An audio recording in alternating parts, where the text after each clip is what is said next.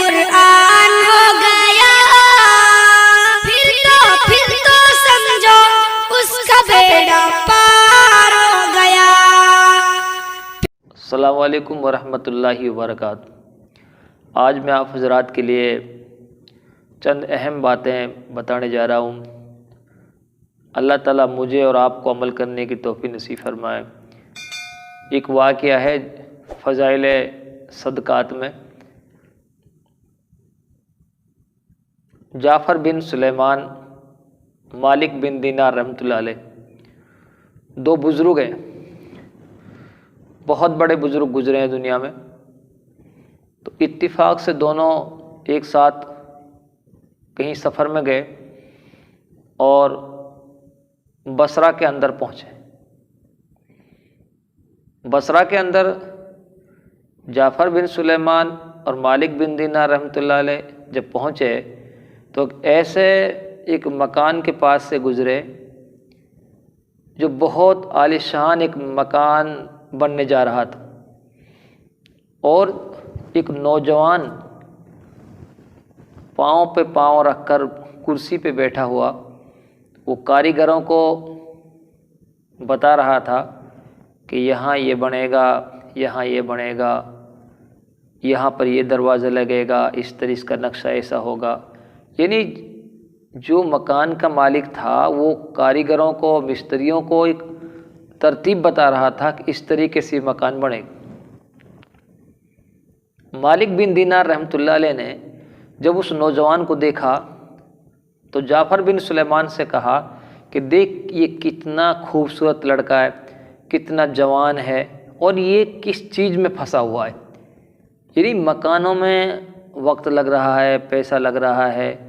हम आजकल जो मकान बनाते हैं ऐसे बनाते हैं, ऐसे सोच के बनाते हैं शायद के दुनिया से हमको जाना ही नहीं है, हमें दुनिया में ही रहना है।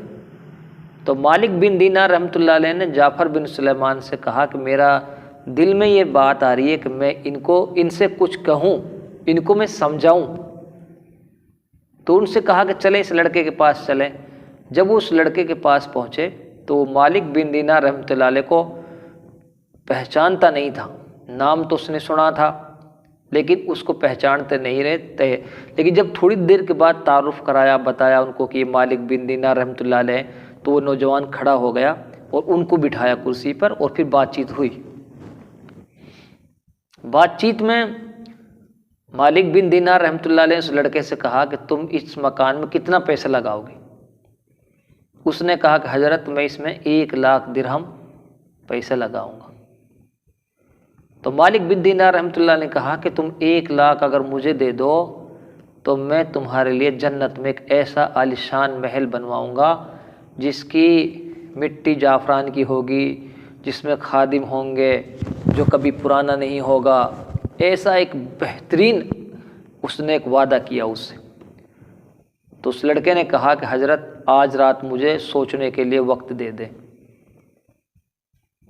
तो मालिक बिन दीनार रहमतुल्लाह अलैह वहाँ से वापस घर आ गए। रात भर इसी सोच में उनकी रात गुजरी और आखिर में आकर उन्होंने तहज्जुद की नमाज़ पढ़ी और अल्लाह से दुआएं मांगी उस लड़के के हक़ में। सुबह होते ही उस लड़के के पास वो गए और लड़का पहले ही इंतज़ार में बैठा था। तो उस लड़के से मालिक बिन दीनार रहमतुल्लाह ने कहा कि भाई तुम्हारी कल की बात में क्या राय रही।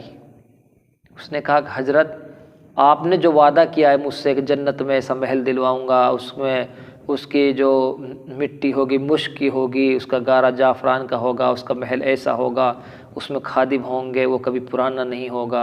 हज़रत जो बात आपने जिस मकान की मुझसे की है आप मुझे एक पर्चे पे लिख दें आप कि मैंने इस लड़के से ये वादा किया है। मालिक बिन दीनार रहमतुल्लाह अलैह ने एक पर्चे में लिखा सब कुछ, उस मकान की शक्ल सूरत, उस मकान में ये होंगे, और लिखकर उस लड़के के लिए उसको दे दिया। लड़के ने उसके लिए 1 लाख दिरहम दे दिए। मालिक बिन दीनार रहमतुल्लाह अलैह ने वो 1 लाख दिरहम गरीबों में बांट दिए। शाम को उनके पास इतना भी पैसा नहीं था कि जिससे वो अपना घर का काम चला ले, लेकिन इधर वो लड़का कुछ बीमार हुआ और उसने وہاں وصیت کر دی کہ میں جب میں مر جاؤں تو میرے کفن کے بیچ میں اس کاغذ کو رکھ دینا۔ اتفاق سے کچھ دن کے بعد میں مالک بن دینار رحمۃ اللہ علیہ مسجد میں تہجد کی نماز پڑھنے گئے تو ممبر پہ وہ پرچہ پڑا ہوا ملا، جو پرچہ جس پرچے میں اس نے اس لڑکے کے لیے لکھ کر دیا تھا کہ ایسا محل جنت میں تجھے ملے گا، اور اس کی الٹی طرف بغیر روشنائی کے لکھا ہوا تھا یہ اللہ کے طرف سے ہے جو آپ نے وعدہ کیا ہے اس لڑکے سے، اور اس مکان کو ہم نے اس کے لیے دے دیا اور اس سے بھی زیادہ اس کے لیے ہم نے دے دیا ہے۔ مالک بن دینار رحمۃ اللہ علیہ اس لڑکے کے گھر پہ گئے، دیکھا تو وہاں گھر پہ ایک سوگ کا نشان لگا ہوا تھا، کالا نشان، جو ایک سوگ کی علامت ہوتی ہے۔ تو اس میں سے کچھ رونے کی آوازیں آ رہی تھی، تو جب اس پر تحقیق کیا مالک بن دینار رحمۃ اللہ علیہ نے تو بتایا کہ اس لڑکے کا انتقال ہو گیا ہے۔